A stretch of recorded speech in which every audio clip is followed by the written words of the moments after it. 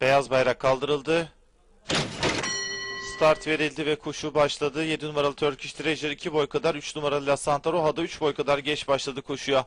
Dış kulvardan gelen 11 numaralı King Citrus koşunun liderliğini aldı. 1,5 boy gerisinde iç kulvarda 1 numaralı Deli Bey var. Hemen yanında 9 numaralı Zümrüt Gözlü 3. yükte. Sağrısında iç kulvarda 2 numaralı Green Baron. Yarım boy kadar geride orta kulvarda 10 numaralı Sedel Bahr. 2,5 boy kadar geride orta kulvarda 6 numaralı Spontane. Onun yarım boy kadar gerisinde 4 numaralı Mr. Rami, sırasıyla son 800 metreye girilmek üzere.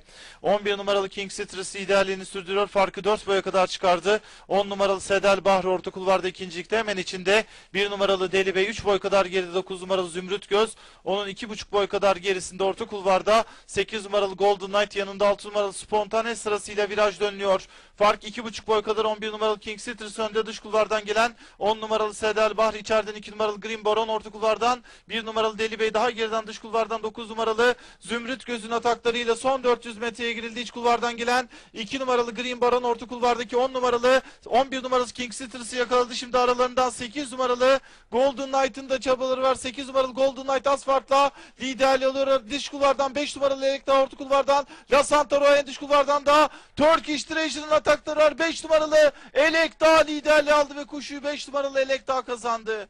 3 numaralı La Santa Roja ikinci, 8 numaralı Golden Knight üçüncü, 7 numaralı Turkish Treasure da koşuyu dördüncü olarak tamamladı. Dördüncü koşuyu 5 numaralı Elektra Gökhan Gökçe ile kazandı.